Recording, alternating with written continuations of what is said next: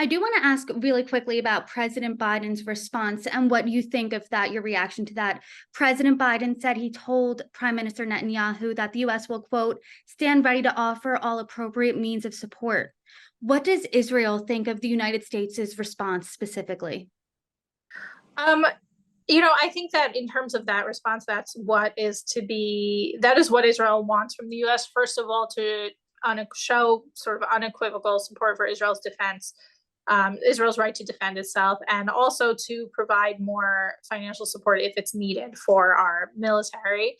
I think at this point, Israel has not requested anything specific from the US, but it really appreciates the willingness. But, there's a much broader picture here of US policy in the Middle East. The US just allowed $6 billion of sanctions relief to Iran. And again, it's like what I was saying with Hamas, money is fungible.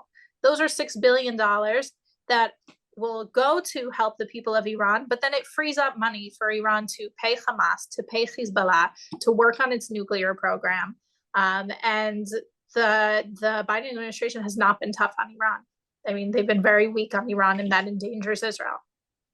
That has been a criticism of the Biden administration, that $6 billion particularly. I do want to read the State Department spokesperson's response on X, formerly Twitter. He wrote this: let's be clear, the deal to bring U.S. citizens home from Iran has nothing to do with the horrific attack on Israel. Not a penny has been spent, and when it is, it can only go for humanitarian needs like food and medicine.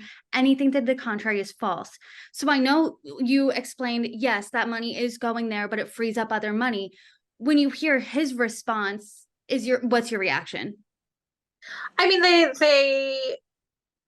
believe that they were doing the right thing, and I mean, I was very heartened and happy to see American hostages go home. Don't get me wrong, but the negotiations were not just about hostages, and they were, you should trade hostages for hostages, right? Not hostages for hostages plus $6 billion, and it just encourages this regime that openly expresses its ambition to commit genocide against the Jewish state, against Israel, and supports Hamas and Hezbollah, who also are anti-Semitic genocidal organizations.